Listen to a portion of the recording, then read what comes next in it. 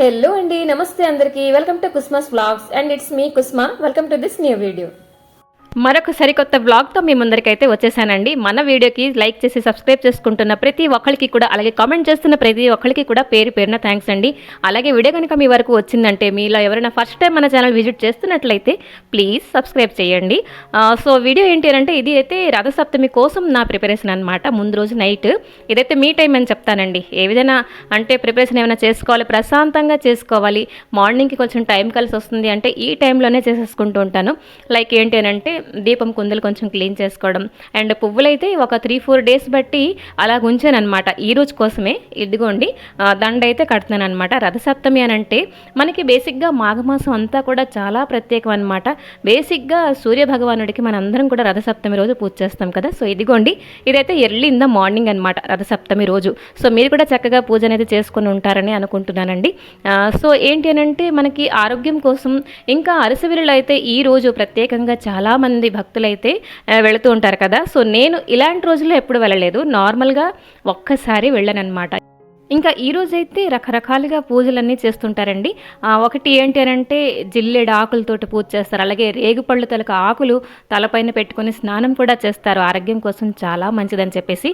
So నేనైతే సింపుల్గా ఎలాగంటే మా అత్తయ్య గారు అలా చేస్తూ వచ్చేవారు, అదే విధంగా నేనైతే చేసేసుకుంటున్నాను. ఇంకా ఇదిగోండి మాలంతా కూడా చూసిన అన్ని కలిపేసి ఒక కవర్లో పెట్టేశాను కాబట్టి చిన్న పెద్ద ఉంటాయి కదా. సో అవన్నీ కూడా ఒకసారి చూసేసి ఇదిగోండి స్వామి అమ్మవార్లకి అలంకరణ అయితే చేసేసాను అనమాట. ఇంకా సన్ రైజ్ అవుతుంటే కూడా మనం దర్శనం చేసుకుంటే సూర్యభగవానుడికి చాలా మంచిదని చెప్పేసి అంటున్నారు, అండ్ అంటారు. సో నేను కూడా వెయిట్ చేస్తున్నాను. ఈ లోపల ఇంటి దగ్గర పూజ అయితే చక్కగా చేసేసుకుంటాను అని చెప్పేసి. చూడండి స్వామి అమ్మవార్లు ఎంత కళగా ఉన్నారో. మరికొంచెం లూజ్ పువ్వులు అయితే ఉన్నాయన్నమాట. ఈరోజు స్వామివారికి పువ్వులతో అభిషేకం కూడా చేయడం జరిగిపోయిందనమాట. సో ఇలా దేవుడి గది పువ్వులతో నిండుగా ఉంటే, ఇలాగ అలంకరణ చేసి ఉంటే నాకు చాలా ఇష్టం అనమాట. సో ఇదిగోండి పూజ అయితే అయిపోయింది, మంగళహారతి కూడా ఇచ్చేసాను. అండ్ నెక్స్ట్ అయితే తులసం దగ్గర కూడా దీపం పెట్టుకుంటానమాట. ఈరోజు అంటే 2-3 డేస్ ఏంటి, ఒక 1 వీక్ వరకు తులసం దగ్గర దీపం అయితే పెట్టలేదు. ఎందుకనంటే తులసం చెట్టు ఆకులు కొంచెం చిన్నగా అయిపోయాయి అనమాట. సో ఈ వేడి అంతగా ఎందుకులే అని చెప్పేసి నార్మల్గా నీళ్ళు అనేవి పోసిస్తుండే. ఈరోజు చక్కగా దీపారాధన అయితే చేసుకున్నాను అనమాట. చాలా పాజిటివ్గా అనిపించిందండి. ఇంకా సన్ రైజ్ ఇంకా అవ్వలేదు. సో ఈరోజు బియ్యంతో పరమాణం చేస్తారు కదా. ఇంకోటి ఏంటి అని అంటే, ఎటువంటి డ్రై ఫ్రూట్స్ కూడా వెయ్యము. ఏంటి అని అంటే, సూర్యభగవానుడికి పళ్ళు ఉండవు అని చెప్పేసి, పరమాణం అనేది చాలా మెత్తగా ఉంటే తింటారు అని చెప్పేసి అనుకుంటాం కదా. సో అదండి. సో ఏంటంటే పిడకల పొయ్యి మీద వండుకుంటారు బేసిక్గా. సో నేనేంటి అంటే, ఇదిగోండి మన గ్యాస్ స్టవ్ దగ్గర శుభ్రంగా క్లీన్ చేసుకున్నాను. అండ్ ఇక్కడే ఒక చిన్న ముగ్గు వేసుకుంటాను అనమాట. అండ్ స్టవ్ కూడా క్లీన్ చేశాను కదా, అక్కడ కూడా పసుపు కుంకుమతో ఇలా బొట్టు అనేది పెట్టేసి ఆ తర్వాత పరమాణం వండుతానమాట. నాకైతే స్టీల్ స్టవ్ అనేది ఎంత సదుపాయమో తెలుసా అండి. శుభ్రంగా నేను విమ్ లిక్విడ్ వేసేసి క్లీన్ చేసేస్తుంటాను. మన గ్లాస్ స్టవ్ కూడా ఉన్నది, అదేంటంటే ఇవాళ రేపు ఎన్నో నేను వింటున్నాను, లైక్ పేలిపోతున్నది, బ్లాస్ట్ అయిపోతున్నది, కొంచెం వేడి ఎక్కకూడదు, ఇలాంటి రూల్స్ అన్నీ వింటున్నాను అనమాట. సో నా దగ్గర అది కొంచెం స్విచ్ పాడైంది, అది మార్చడానికి నేను అంత ఇష్టపడట్లేదు. ఎందుకంటే ఇదైతే యూజ్ చేయడానికి చాలా ఈజీ అనమాట. సో ఎందుకులే అని చెప్పేసి, సో ఇదిగోండి మంచిగా గిన్నెకి కూడా పసుపు కుంకుమ పెట్టేసి పాలైతే మరిగిస్తున్నాను అనమాట.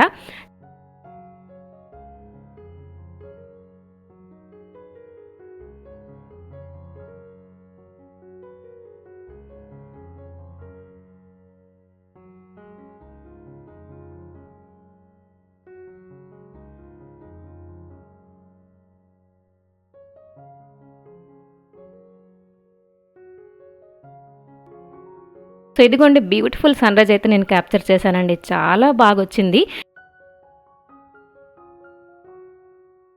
మరి ఈరోజు వండిన పరమాణం ఒక అద్భుతమైన రుచి వస్తుందని చెప్పేసి కూడా అంటారు. అవునండి, అది నైవేద్యం కింద కదా. ఇలాంటి రుచి మిగతా రోజుల్లో ఎప్పుడు చేసినా కూడా రాదు. సో ఇదిగోండి నైవేద్యం అయితే పెట్టేశాను అనమాట. నార్మల్గా బెల్లం ఇంకా కొంచెం పంచదార కూడా వేసానులేండి. సో ఇదిగోండి రథసప్తమి రోజు మరి ఇంకేంటి వీడియో షూట్ అయితే చేయలేదు. ఇదైతే నేను టమాటా నిలువ పచ్చళ్ళలోకి అయితే మీకు తీసుకొచ్చేసాను.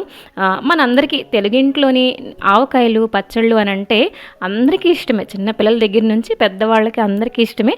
సో ఇదైతే 3 కిలోలు 50 రూపాయలండి. సో ఇదైతే దగ్గర దగ్గర 3 కిలోలు ఉన్నాయి.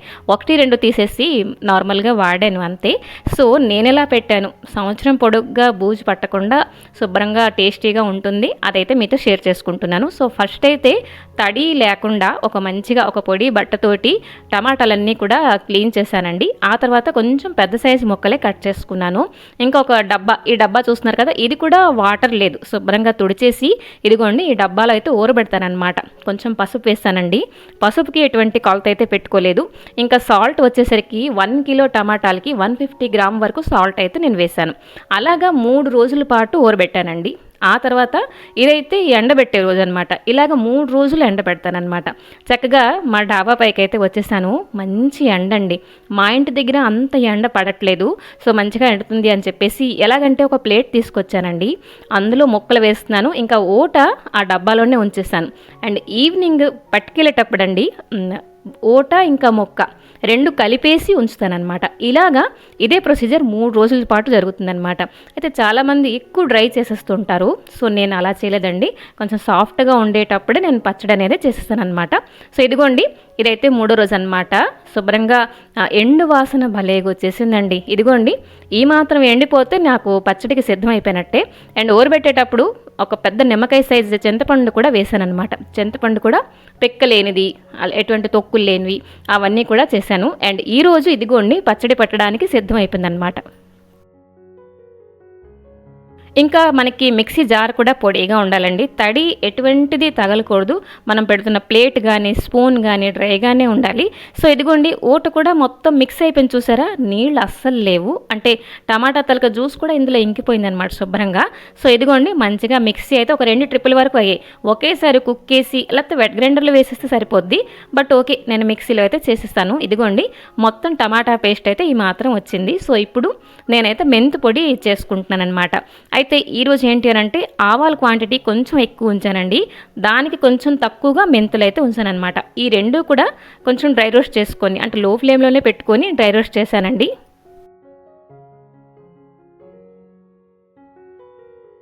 అంటే మనకి ఆవాలు ఒక 100 గ్రాములు ఉన్నాయనుకోండి, మెంతులు ఒక 50 గ్రాములు ఉంటే సరిపోతుందన్నమాట.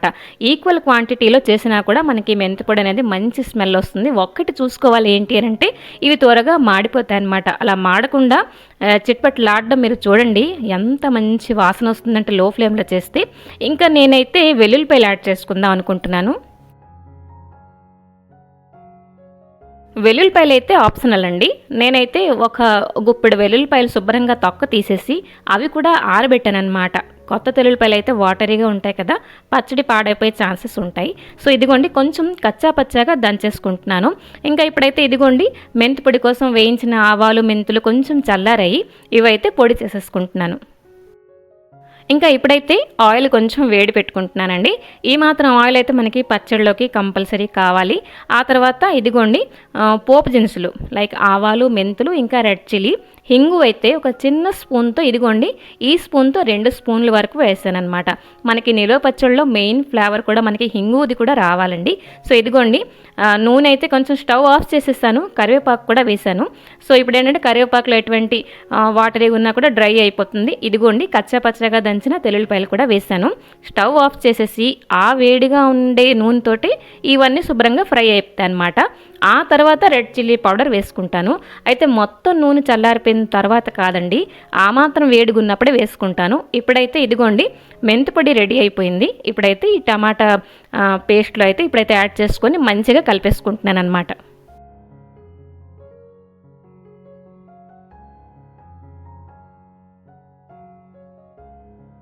ఈ పచ్చడి అయితే మనం స్టోర్ చేసుకుంటే మంచిగా ఒక పొడి డబ్బాలో కానీ జాడీలో కానీ స్టోర్ చేసుకుంటే అస్సలు పాడవదనమాట. మనకి దోశల్లోకి ఇప్పుడు మార్నింగ్ ఎలాగంటే మనకి బ్రేక్ఫాస్ట్లోకి దోశలు కానీ గారెలు కానీ చేసేస్తే చట్నీకి వెతుక్కు అక్కర్లే ఈ టమాటా పచ్చడి ఉంటాయి. ఇదిగోండి నూనె కొంచెం గోరువెచ్చగా ఉన్నప్పుడే చిల్లీ పౌడర్ వేసేసాను. సో దట్ మనకి ఏంటి అని అంటే ఆ మాత్రం వేడిగా ఉన్నప్పుడే వేస్తే, గోరువెచ్చగా ఉన్నప్పుడే వేస్తే చిల్లీ పౌడర్ తలక పచ్చివాసన కూడా మరి ఉండదన్నమాట. సో ఇదైతే మంచిగా ఒకసారి కలిపేసుకొని ఇదిగోండి టమాటా పేస్ట్లో అయితే ఇప్పుడైతే యాడ్ చేసుకుంటున్నాను. అయితే కొంతమంది మెంతు పొడి వేసుకొని టమాటా పచ్చడి అలా ఉంచేస్తారు. ఏ రోజు కావాలంటే ఆ రోజే కొంచెం తాలింపు వేసుకుంటారనమాట.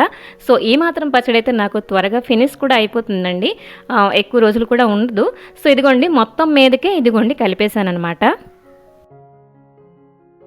ఇంకాను మెంతిపొడి ఇదిగో మొత్తం కలిపేసిన తర్వాత ఇది కూడా ఒక 3 రోజులు ఊరాలండి. లేకపోతే వెంటనే వేసుకున్నారంటే మీకు అనిపిస్తుంది మెంతిపొడి ఎక్కువ అయిపోయింది, లేకపోతే సాల్ట్ సరిపోలేదా, ఇలాంటివన్నీ డౌట్లు వస్తాయన్నమాట. సో మెంతిపొడి, ఆ టమాటా పేస్ట్, హింగు నూనె అంతా కూడా మిక్స్ అయిపోవాలి. మంచిగా ఊరితేనే మనకి ఆ టేస్ట్ అనేది తెలుస్తుందన్నమాట. సో చాలా బాగా వచ్చిందండి. ఒకసారి ఇదే ప్రొసీజర్ ట్రై చేయండి. లేదు మీరు ఇంకెలా చేస్తున్నారు ఏంటి, తప్పకుండా ఒకసారి కామెంట్ చేయండి. సో సరేనండి, ఈ చిన్న బ్లాగ్ ఇక్కడితో ఆపేద్దామా? నచ్చిందా లేదా తప్పకుండా కామెంట్ చేయండి. మరి సబ్స్క్రైబ్ చేసుకోవడం అస్సలు మర్చిపోకండి. మరొక మంచి వీడియోతో మీ ముందుకు వస్తాను. Till then take care and bye bye.